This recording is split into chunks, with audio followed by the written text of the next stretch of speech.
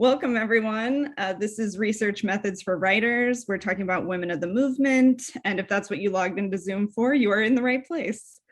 So just as everybody kind of comes in here, I just want to acknowledge that this is kind of a tough moment, and I hope you're all doing okay, and thanks for joining us. I know I find it helpful sometimes to have community, even if it's just the virtual Zoom chat community.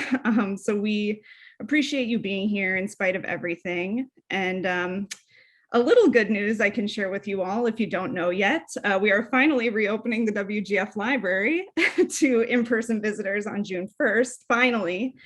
So if we have any library fans or people who've been wanting to visit the library, it's going to be by appointment only. And that first week, the appointments are already booked up. But everything you need to know, and the appointment scheduler, I'm actually just going to put the link in the chat for you guys right now, because I'm just going to assume that we have some people who are interested in that. Hold on one second.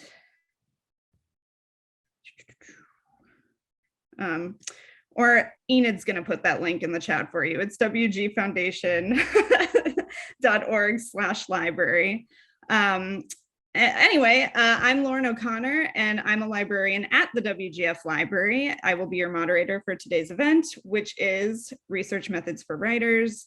And a little context, this Research Methods series was born from our working in the library and recognizing that film and TV writers often have very specific research needs. And while we talk ad nauseum about the writing process, the process of discovering, gathering, utilizing information, and implementing it into a script can often be a little more shrouded in mystery.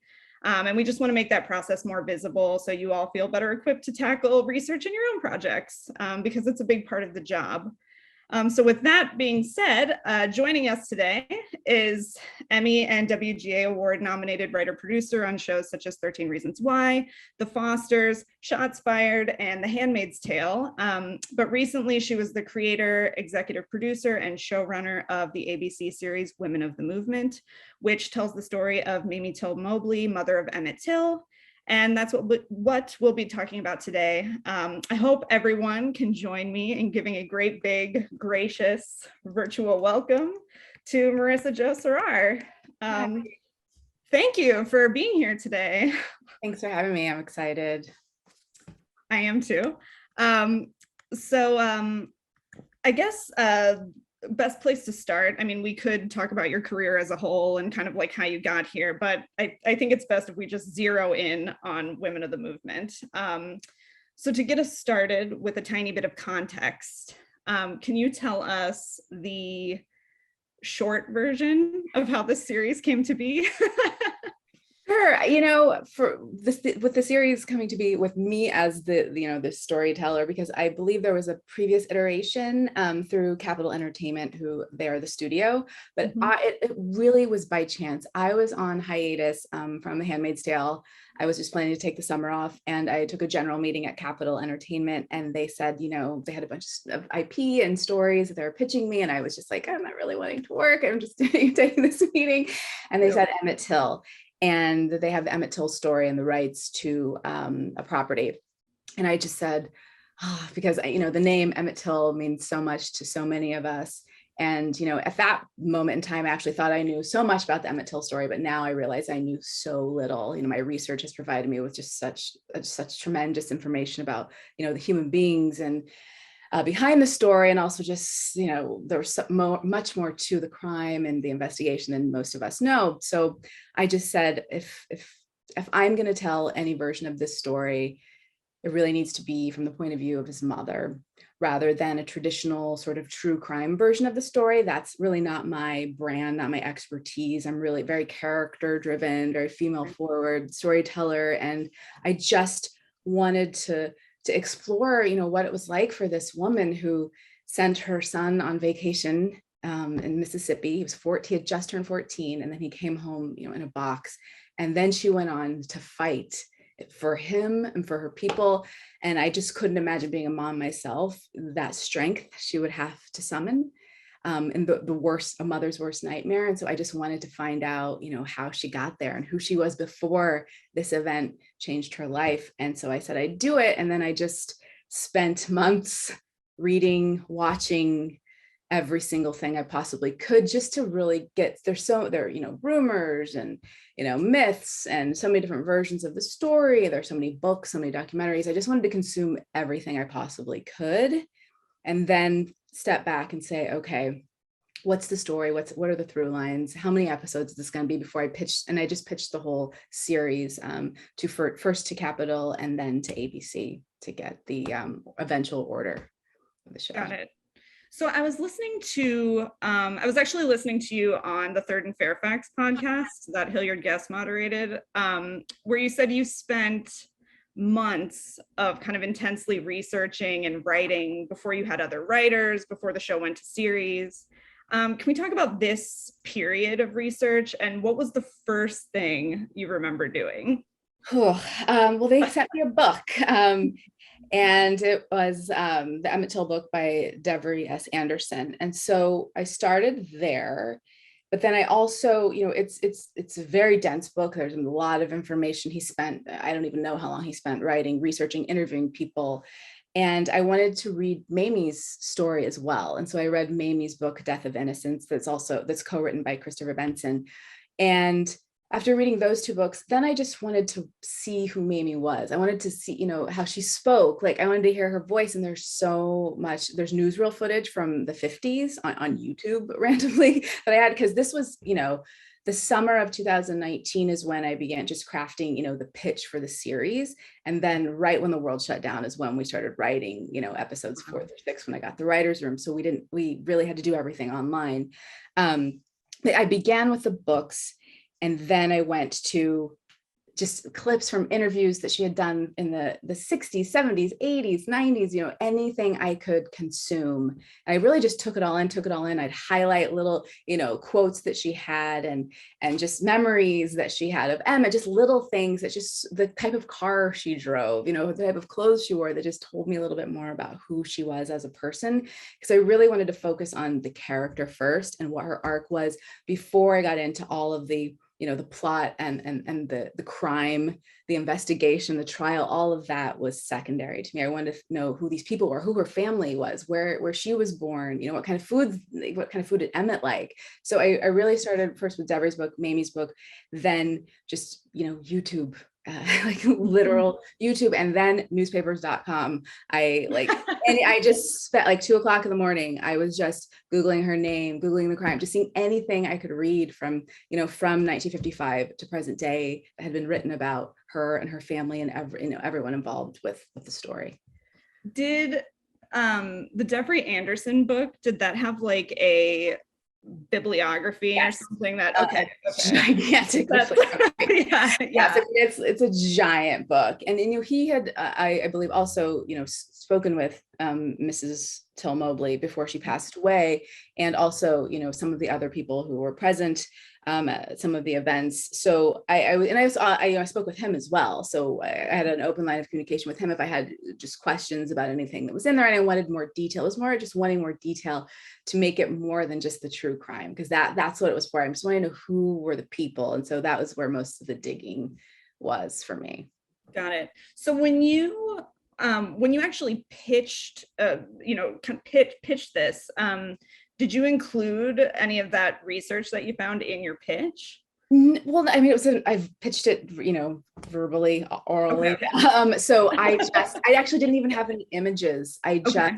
For an hour, which my pitches are very long, but I always warn everybody beforehand, because I really like to I like to try to avoid a lot of questions and just give them everything and let them sit and think about it. But I included, some of the research, and they knew the book. I mean, they owned, the books. So they knew that I was getting a lot of that from the books.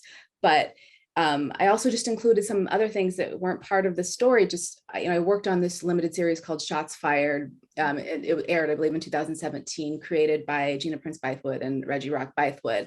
And it's one of the people we met in they called it Shots Fired University. Our research period on that show was Wanda Johnson, who is the mother of Oscar Grant, and his life, the end of his life, was portrayed in the amazing movie Fruitvale Station, one of my favorite movies of all time. And she was talking to us, about the experience, about, what happened before, what happened after, her fight for justice. And I was just in awe of her strength.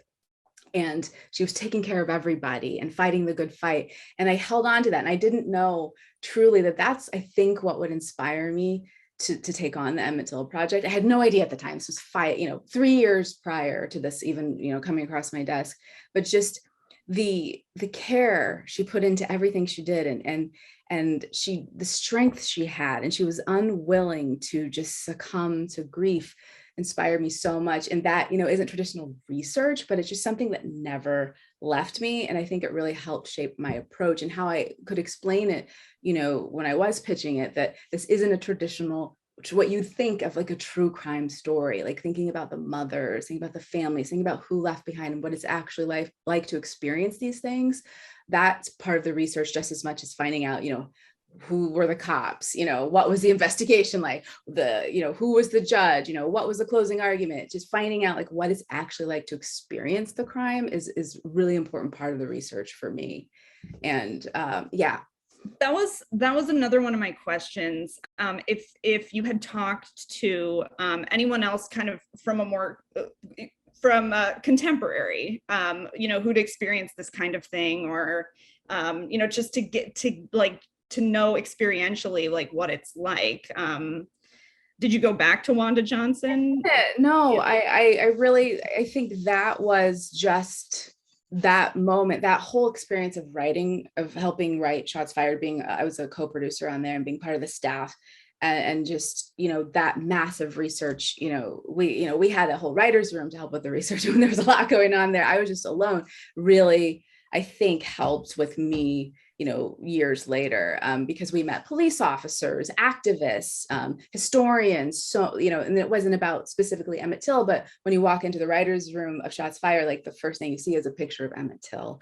It was there. Like, I just felt like it was in me from that moment. And then it never left me. I never forgot that experience of the research process. And a lot of other documentaries that we watch, Lucy McBath, she's actually someone who we met on Shots Fired, and Gina Prince Bythewood had her talk to the cast and talk about her experience. She lost her son, Jordan Davis. He was murdered. And, this was after the scripts had been written, but I never forgot, that her documentary from there. But when she spoke with our cast, when she spoke to Adrienne Warren, who was portraying Mamie, and actually told her what it was like, she became, a politician. She went from a flight attendant to a politician because of what happened to her child. I mean, that was all really important research as well. It wasn't specifically about Emmitt, Mamie, or the 1950s, but it was about loss and grief and what this crime can do to a family, and how it can ignite you to fight, or it could, send you to your bed. And in either way is the right way to deal with it. But just hearing all of that really helped me sort of get into, the mindset of a mother in this situation. Oh, for sure. Okay, so let's focus on talking to experts and people who have, certain knowledge, be it something they experienced, be it something, legal experts, mm-hmm. what have you. What's your process when you interview someone?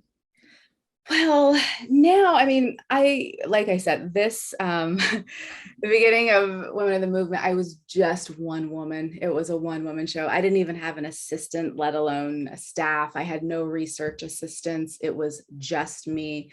I was hired to write the first 2 scripts, and then after I had pitched the series, and then months later, the writer's room was ordered. So then I had, a few more writers and a writer's assistant to help do more research, but it was just me. And so at the time, it was just, it was a lot of emailing, a lot of like insanely like organized notes all over the place. And my notes app on my board, just like books highlighted, newspaper clippings everywhere. I mean, it was so much. The story, and I had to decide, what time period I wanted the story to take place, like to pitch the show. Like, did I want it to all be, at Emmitt's, when he went on vacation and when he was murdered? Do I want it to be during the trial? And for me, it was really important to start with his birth and then to end, shortly after the end of the possibility of there being another trial, just to really contain it, because I had originally pitched 8 episodes and 6 episodes were ordered. So there was just too much story for the amount of time that I had. But in terms of, interviewing people, I've gone on since, interviewed another family for another story entirely. And now that I have an assistant, I don't like to take notes during the interview. I just want to listen. And so I have my assistant, she records it. She also takes notes just so I have a backup. And I just like to listen and really be engaged in conversation. Because this other project, it's similar. There's a crime and their family members, and they lost a family member. And I just want it to be a natural conversation so that it doesn't just feel like I'm asking questions, taking down notes, moving on. I really want to listen to them, because they're little nuggets and things they say that they might not think have anything to do with the crime or the story, but it just helps them with character. It helps me sort of see the house where they grew up and sort of smell what it's like in their kitchen and really understand what it was like to grow up in a neighborhood. And that is all so important to me before all of the crime scene stuff and all of that. I just want to know who they were and what it was like for them rather than what happened to them. So I think it's really listening for me. It's really listening. I jot down notes, and things that stick out, but I know I have a backup, with the recording and with my assistant taking down, question, answer, so that I don't have to listen to the recording unless I just feel like, oh, there's something we missed, or the way they said this particular thing, then I might revisit a recording. Yeah, so it's more kind of like your memory of having spoken with them, which helps you more in your writing. Yeah, for me, because it just depends, what stage we're at. So if it's crafting a pitch, you can be, a little broader, you're not getting into all of the dialogue. But, I have the backup, I have the recordings for the facts and things that are like very factual. The facts are super important, obviously. But I mean, for me, it's what is my take? That's step one. Like, we know what the story is, what the plot is, but what is my particular take? Why am I the right one to tell this story? And what are the things I am like holding on to that I'm really invested in? And I find that when I'm just really having this conversation, that helps me discover what my take is, or discover where the story really begins and ends. It might begin years and years before the crime ever occurs, and and the only way I can discover that is through, for me, for this other project that's adjacent to Women of the Movement. I only say this because it's just a different, it's the same, it's similar. I discovered it in the conversations, months and months of conversations, scheduled conversations with the people whose lives were affected by the particular crime that I was researching. So given that these can be, traumatic, triggering topics, did you learn anything or that you can do to sort of like make the people you talk to just feel safe and open and that kind of thing? Absolutely. I mean, I just always begin the conversation with, you don't have to say anything you don't want. You tell me to stop. And you tell me, you guide me, because I'm extremely sensitive. I mean, I just am very like almost too sensitive. I've been told by a couple of people, they're like, Marissa Jo, just ask the question. They're like, go ahead, stop like dancing around the question. You can ask, we're here. I mean, I've literally had a couple of people tell me that a few times, but I'm just so sensitive. I'm also, I'm a human being, and these are human. I never forget, these are human beings. These are real people. This is the stories that I'm telling.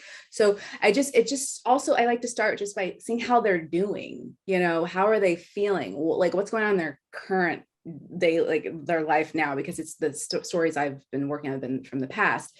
So just to let them know that they can trust me and it's sincere, and that I will never that is my job to protect their story. And I also have had to say, some things, like creating composite characters, for instance, women in the movement, there were so many journalists, so many police officers, had to create a composite character. And I actually learned that just by hearing about the Chernobyl, limited series writing. They had 12 scientists became one. And so it made me feel better about it, because I was like, well, is there a way that I can have 15? No, it's not practical. But I think letting them know part of my process too, and because they're not TV people or Hollywood people, they're just they're regular people, as I'm a regular person too, but they don't do this every day of their lives. They don't know how many other people have to weigh in. And so I explain, I might, take what you've said and put it in a different location, or I have to make things that happen over a period of a year happen in a scene. But I want to make sure you're comfortable with that. And I tell them that in advance, so they don't just think I'm like, oh, so what is the point of these conversations? It's like, I'm listening, but I have to craft it into a story that's producible, within the parameters that, I've been given or will be given. Do you have any examples in Women of the Movement where something that took place over the course of a year you condensed into a scene? Not to put you on the spot, but that sounds wild.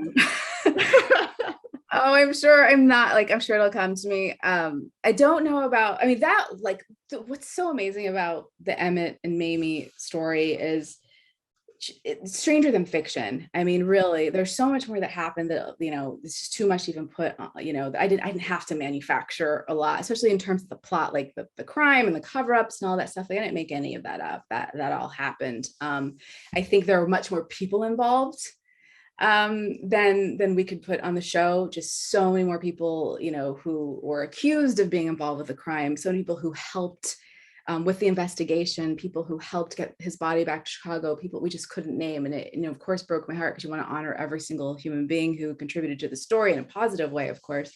But it's impossible. It's just thinking about casting, the number of people you have to cast and extras and all of these things. But I can't think of something like that.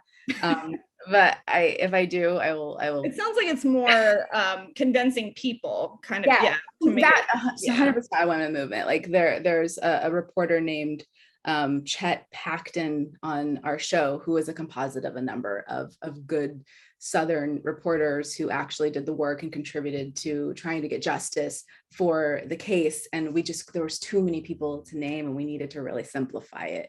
And so that is one example of a composite character, the writer's room. We all created that one together. So kind of going tangentially, you have composite characters, but then you have on this show some really well-known civil rights activists like Medgar Evers and Ruby Hurley. Even the central characters of like Emmitt Till and Mamie Till-Mobley. How do you find the confidence to write characters that people are familiar with? And what role does research play in kind of finding their voice? Research is everything, especially this, because it's just so many people are well known and beloved. And for example, Medgar Evers, he deserves his own series, and he just happened to be a part of, the Emmitt Till story. His son, James Van Evers, was actually our on-set photographer. Oh, wow. And is now like a family member to me, someone I love, and gave us his blessing, and it's just been such an amazing support of the project. But just speaking to him about his mom, he's telling about his mom and how she watched the show and she thought we did such a great job and that we got him right and all of these things. Doing the research is everything. With Mamie specifically, like learning what her apartment was like, little clues in her book that just talked about how she decorated her apartment. Like I mentioned earlier, the kind of car she drove. It just informed so much with production design, with transpo. I had a list of the exact cars everyone drove at the time, that as much as I could find, and we tried really hard to match those. Yeah, not possible. We found one that was almost exactly like Mamie's, but we had to cut it out of the show for time, so it was really sad. But for me, it's speaking to as many people that I can, who, if they are alive, if not, watching every interview, reading the interviews, reading the transcripts for the interviews. I did that a lot, watching every piece of footage of Mamie that I could, listening to how other people described Emmitt. Mhm. how people described Mose. Mose, there's, newsreel footage of Mose Wright, Emmitt's great uncle, and just reading, and using as much as I can to inform, their dialogue, and of course taking dialogue when I can, when I can directly lift dialogue from, books that we've optioned and things like that.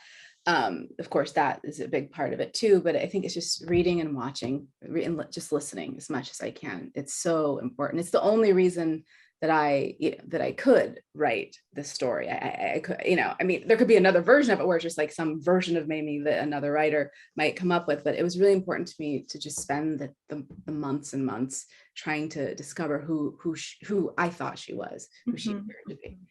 Mhm. So this is a lot. I mean, this is a lot of information and a lot of stuff. And it's across, I mean, you're, collaborating with directors, the actors, the art department.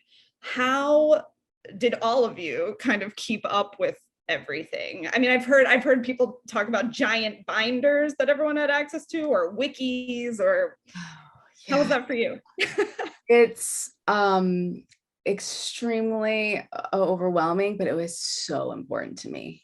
I was in constant communication with every single department head. Like I said, the color of the car, the make and model of a car, because I wanted to know like the type of car that the characters drove. It told me a lot about, where they were in life. And it was really important. Just people might not even notice it, but that was really important. The costumes, seeing Mamie, we recreated a lot of Mamie's costumes. That was really important. But I made it very clear from day one to my crew that was very important, that we were going to absolutely, when we could recreate, then we should. If we couldn't, if we had no idea, what a home looked like, or a car, or, a costume, or we couldn't find a photo of someone or any, footage, then we'd have another conversation, but to recreate as much as humanly possible. So that was just the mandate. The truth was our North Star. So it was very, we had, we had multiple books, but then everybody, there's so much information to access, and there are also, a bunch of different points of view about things that have happened. So I had to be like, okay, we look at these 2 books, and then ask questions, because we all needed to be on the same page, because there is so much information out there about this particular story and these particular people. So in terms of the scripts, with all of this kind of like in mind, all this research you've done, how detailed do you get on the page? Does the research kind of live elsewhere, or like how much of that are you putting into the actual scripts? I think for the most part it lives elsewhere, but just, for the funeral home, for instance, A.A. Rayner and Sons, I didn't want to just say interior funeral home. I wanted to put the exact funeral home. So we knew, so it just helps give everybody, when we're prepping, they know what to look at production design wise. They know who to look for. A picture of A.A. Rayner casting does, who we're trying to match for Mr. Ahmed Rayner. That kind of thing. I mean, clothing, no. I didn't put, there's not a lot of annotations. It's just, it would have been unmanageable. They knew the books we were, adapting, and also just the sort of, public domain stuff that's out there too. So I would say the details are more about the character and the intentions, the motivations in the scene. I didn't put a lot about like the specific apartments. I mean, with Dr. Howard, he was a very famous activist. I definitely put like, he lives in a, he talked about the mansion and the grounds and that kind of thing. There's servants, passing by, just to give them a head start. But it really comes in, the research continues when you hire department heads and they start researching, because I've been with this project for a year at the point. We hired production designer, costume designer, hair.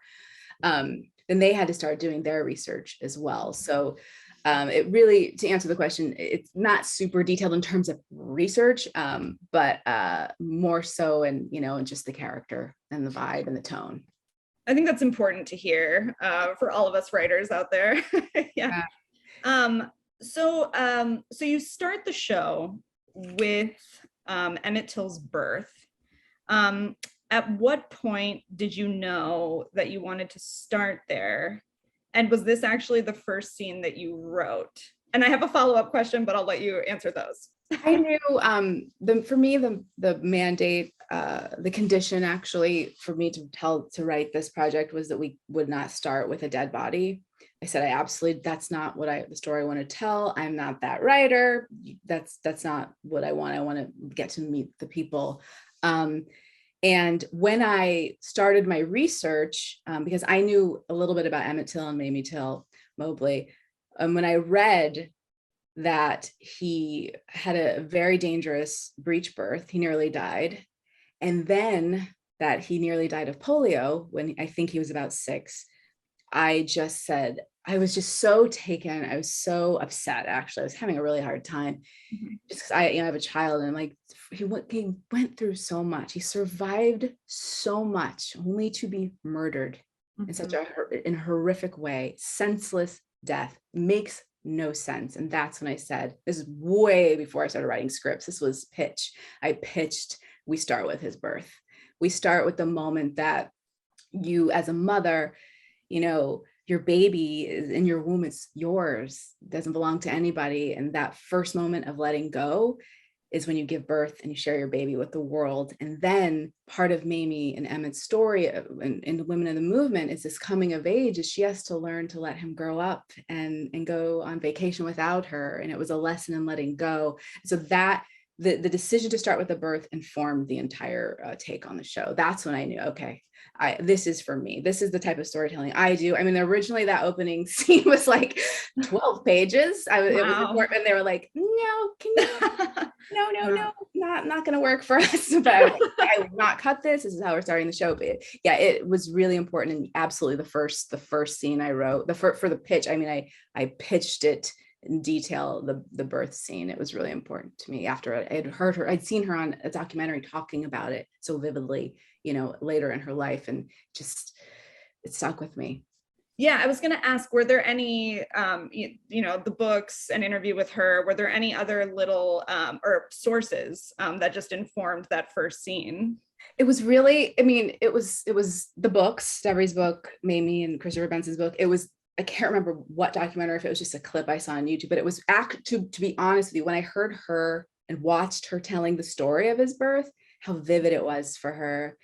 That's when it just got to me. It was more than just reading, a paragraph about an event. It was so visceral still, however many decades later. So it was really, I think, watching her speak about it on the documentary. Got it.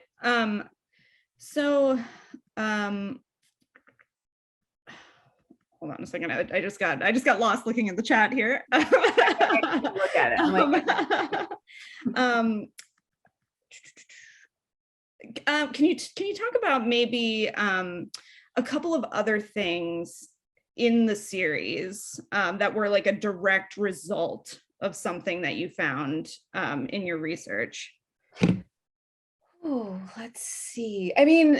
There's so many things. I really tried to just tell the story. And when Mamie, another really big turning point for me in research and then in writing, when I watched Mamie Till-Mobley talk about identifying her son's body and how the time she took with it. And then I read it, because I'd read it, I think, in Devery's book, and I read it in her book, how she describes it, but hearing her speak about it, looking at her eyes, absolutely informed that. There's a scene at the end of episode 2 where Mamie has to identify her son's body, and it's horrific, and she touches his leg and we follow her. It's a silent moment, and I just immediately, she's thinking back about how everything he had survived in birth, and so we flash back to it. And so when I was writing that in the outline, that was just another moment when I was like, okay, this is the right, we're telling it in the right way.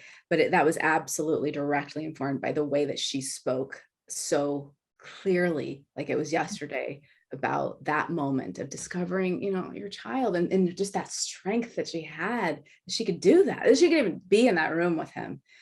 Yeah. It was so, and I'm so proud of it. I'm so proud of our crew. They knew how important it was. That was a really, really challenging day. And then Adrienne Warren just delivers. She's astonishing. And it was so important to her to just do right by Mamie. And that's all she cared about the entire process. that actually sparked for me. You mentioned the word outline, which is another question that I had. Can you talk a little bit about, again, kind of going back to that like pre-planning phase? Are you an outliner? And then how did you kind of decide? I know you started with 8 episodes, but how did you kind of decide what the big critical moments would be in her arc? For me, it was grief. The stages of grief informed her arc. And when I pitched it, that's how I pitched it. And so we would make it, so for her in each episode, we'd go through a different stage of grief. And I also, I wanted, episode 1 to be a coming of age story, a family drama. I wanted episode 2 to be a kidnapping thriller. I wanted episodes 3 and 4 to be investigation, and episodes 5 and 6 to be trial. And I am absolutely an outliner, absolutely a planner. I note card everything first before I pitch. And I usually, it's like I write a Bible I pitch the Bible. I did this on my last show that I sold. I literally, and not everybody is prepared for it, but that's why I tell everybody it's gonna be a long pitch. I just need to know exactly where I'm going in order to pitch it. I have anxiety too. And so I don't want to ramble and I go on tangents. I need to be very organized. I need to understand the beginning, the middle, and end, and the intention and the character arc. So I wrote like a baby Bible. It's a format. It's really a series format that I pitched by like 25 pages. Every episode, the intro, the character arc, every episode, like, a page of what the big plot points are. But I note card all of that first. And I, cover my entire, office with those note cards for the pitch. And then I boil it down to episodes whenever I write the episodes. Then I note card each episode, and then I go to outline, and I write very, very, very detailed outlines. They're like treatments. Yeah. I mean, it's like half the length of a script.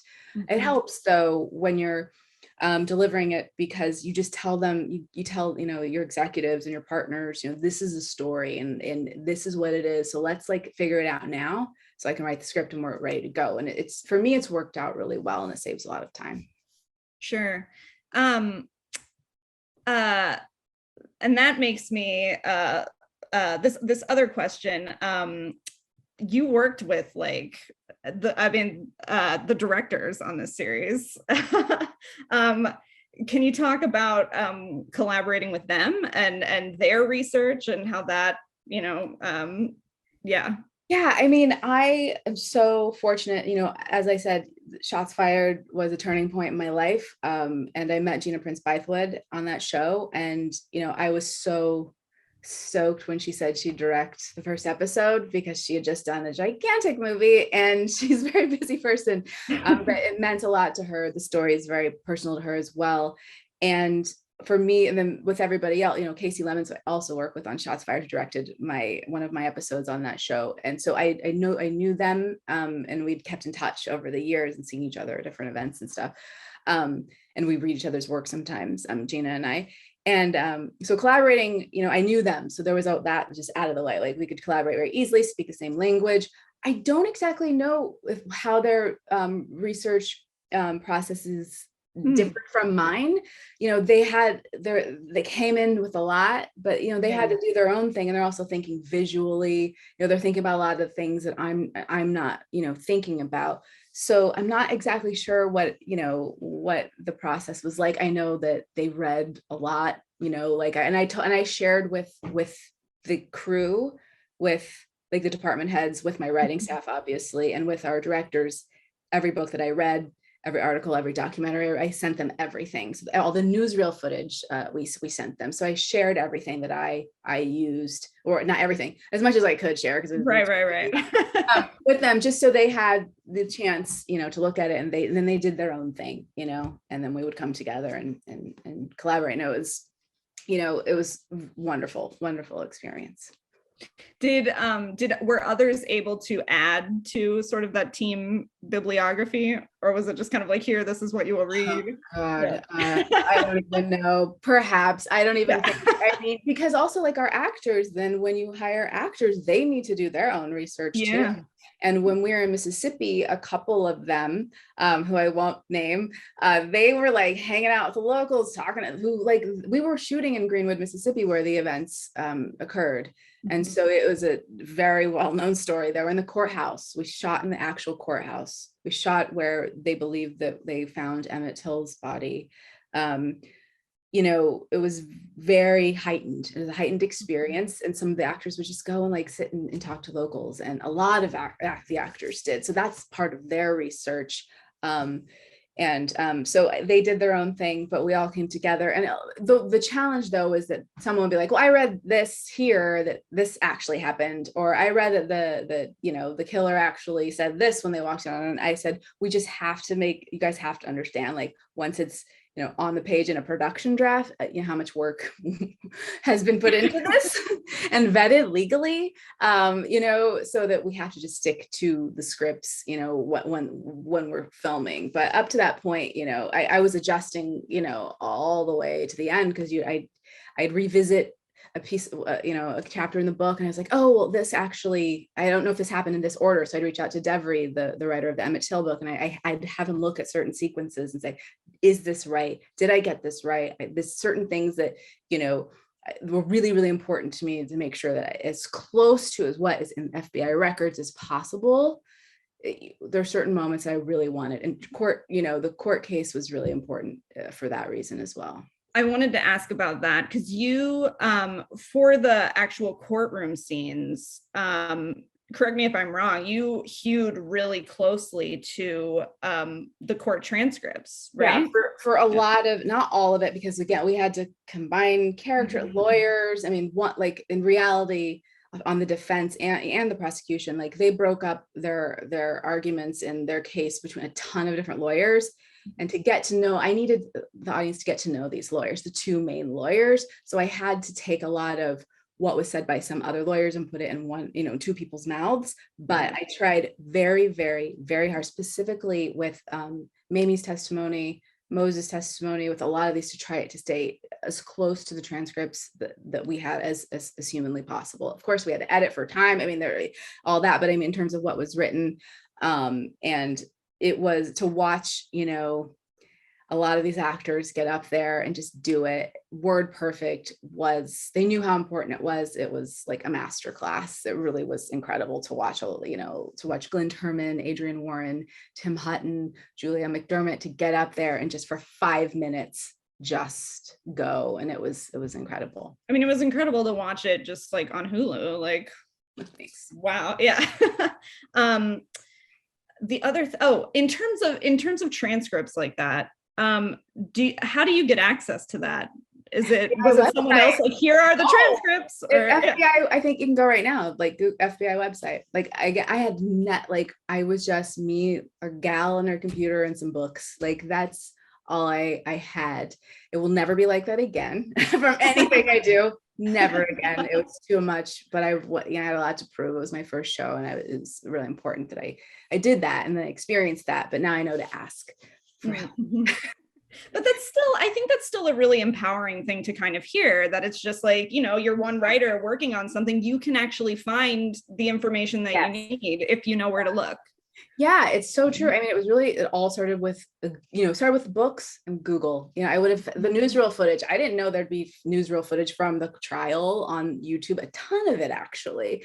There's so much, really, and it's YouTube, anybody can watch it. So yeah, it absolutely is possible. It really is. Did you visit like any archives or special libraries or anything like that? No, because it was all, by the time we were in that stage, it was everything, the world shut down. My writing room was opened, 3 weeks after the world shut down. So I was just, not leaving the house. When by the time, a year later, when we're filming, we got to visit all kinds of places, but in terms of archives, no, I wasn't able to actually visit physical locations. That's still impressive, though, but it just shows you what the internet can do. Yeah. And the books as well, Devry's book and Mamie and Christopher Benson's book, using them, they like the bibliographies, like they send me, so many other sources. So that it's not just me, it's me, their books, and the internet. Sure. Yeah. Oh, of course. So I always like to ask this question of writers writing anything, be it, a true story or not. Which character was the most difficult for you to get right on the page? Oh. And then conversely, which character clicked immediately? Most difficult to get right. Wow, that's a good question. I think the characters that were most challenging were the police officers and the killers. It was intentional that this was not a traditional true crime story where you focus more on the killers, and the lawyers and the police officers and the victims and survivors are an afterthought. That was absolutely not what I was interested in doing. So making sure though that I understood as much as I could about these people, no matter what they did, because I just didn't want anything to feel like a caricature. Yeah. And because then it just feels like I'm making it up, and then it doesn't feel as scary to me. And we talked about this a lot with casting, when we feel like we're creating this mustache twirly villain, then it feels like, that's some monster we've created, when the monster is actually next door. The monster is among us, and that's, these were regular people. So I think just making sure not going too far from everything I read specifically about them was really important to me and the writing staff, and not adding, just really sticking to what was fact and what's written on record. And for me, and also making sure, so that I think was just the most challenging, just all of those characters, the police officers, lawyers. And for me, Mamie's voice, and I understood Mamie, just the amount of work that I did researching her and watching so much footage of her talking, I felt like clicked for me. I hope, I can't speak for if it clicked for anyone else, but except for, the family has given their blessing.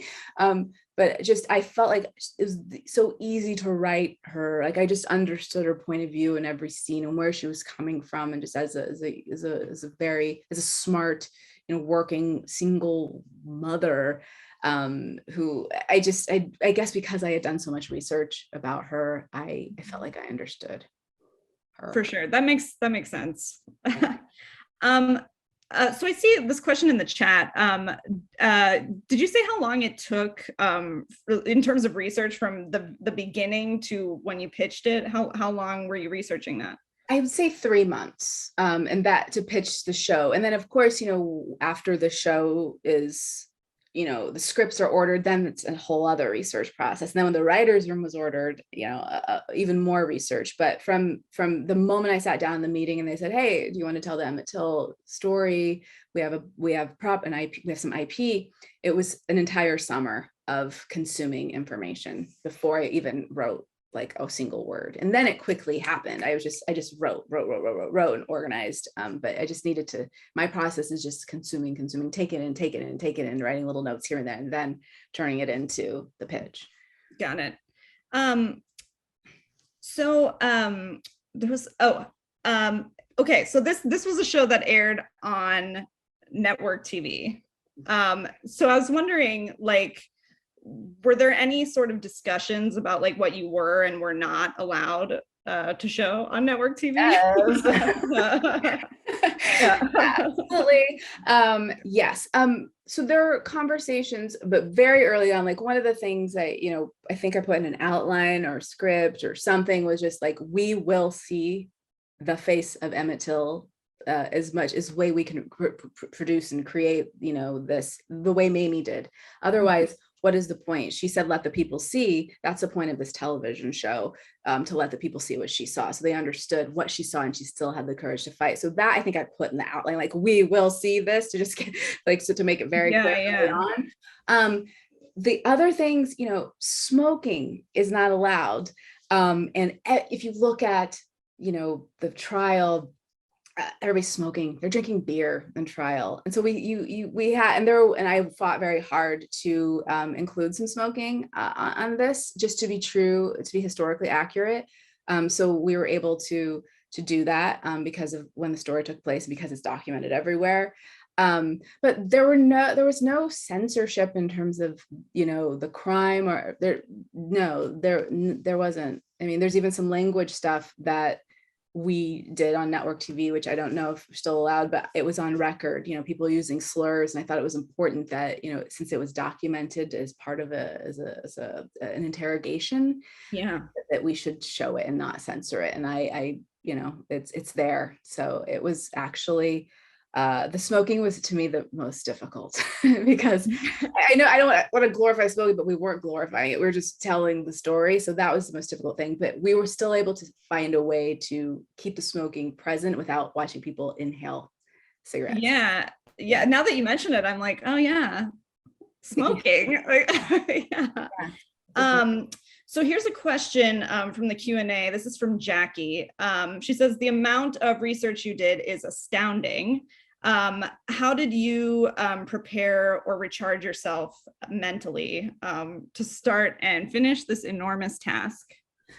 It was very, very hard. I won't pretend that it wasn't. It is the hardest thing I've ever done emotionally and professionally. I cared and care so much. There were moments I just thought, I don't know, I'm going to get through this. I know that I have to, but I don't know how, because it meant so much to me. And we're also, by the time we're writing the scripts, it's the summer of George Floyd, and like literally like what's happening in 1955 is happening in present day. So it added even more weight to it.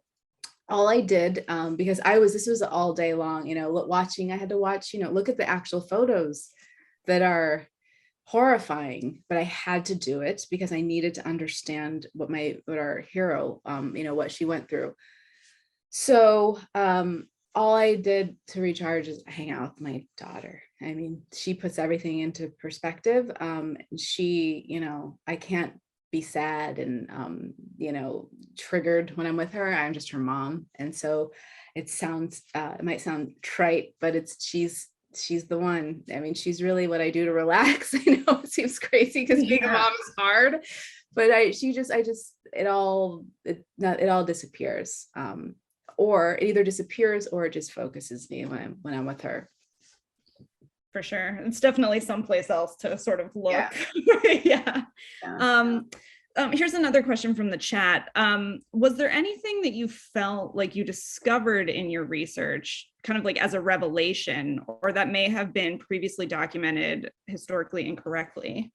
I mean, the first part of it, what I discovered, I had no idea that Mamie was such a young woman, that she was in her early 30s when all this was happening, and that she had him when she was a teenager, that they were more like brother and sister, that he nearly died more than once before he was murdered. I had no idea. That was a revelation in just terms of me and my take, like I had mentioned. I had no idea that his body, they almost buried his body in Mississippi. Like they had to smuggle him out of Mississippi to Chicago. I had no idea. Like that was mind blowing to me, that they were able to accomplish that, that they're able to achieve that. And that she was able to reunite with her boy and to see him, because I can't even imagine if she had not, like what that would be. I mean, the history wouldn't have gone the way that it went. That another revelation is this Look magazine article that was published, and that they actually interviewed the killers, and they confessed, but they had reported as it was, sources close to the killers, or don't quote me on that, just something along those lines. I had, I had no idea about the confession to Look magazine. Look magazine, I had just was mind blowing. And to see there are illustrations in Look magazine, and the way that they illustrate these two grown men and with like a giant, attacking a giant black man, when Emmitt Till had just turned 14. And I didn't understand the way that they villainized him. I had no idea, this boy. And that's why on every episode we say his age at least once. Mm-hmm. That's why we see him in every episode, that he was never just going to be the dead body. He was a human being, and he was a child. It was really important to me. I just didn't know. I didn't know. There's so much I didn't know. And there's so much that many people don't know and never will know, and so much that we couldn't put on, include, because the story is, it's still being told, now. For sure. For sure. So what, okay, we have time for like a couple more questions here. I always like to ask too, when you're doing something like this, were there any other like films, TV shows, books, plays, like things that you sort of look to for inspiration in terms of kind of like flow or? I think so. I mean, absolutely Fruitvale Station, because just seeing, a boy, like episode 1, I said was our, Fruitvale Station, like the end, seeing the last, moments of this person's life, so that he's not a victim, he's a human being who was going about his life, and he was murdered. That one, certainly, that's just one of those movies that my husband and I watched it, like we just couldn't move when the credits rolled, after the credits rolled, like it just killed me. And then the fact that I got to go meet his, Oscar Grant's mother with shots fired by chance, and that just her words have never left me, and was so important to the work that I did on that show, and creating the mothers on that show, that the stories we told about the mothers who had lost children on that show. So shots fired as well, just that whole research process, and meeting Gina, meeting Lucy McBath, like I said, it's not that all of it informed my approach. And then I think Chernobyl, like I'd mentioned, just to do a true story in the way that they did, where it didn't feel like, and then this happened, and then this happened, and then this happened. Like every episode was so focused. And it's masterful. And that, I think, came out maybe a year or two before, I don't remember, before I had pitched Women of the Movement. But I think all of that really inspired my approach. Absolutely. Yeah, it just feels like limited series these days have just such a like investigative, like journalism quality to them. It's and that's why I love events like this, where we can kind of hear that side of it. Yeah. Okay. One more question. What was the most rewarding thing for you about producing this show? I'm going to say more than one. Yes. But one of the most rewarding things is just the community that was created.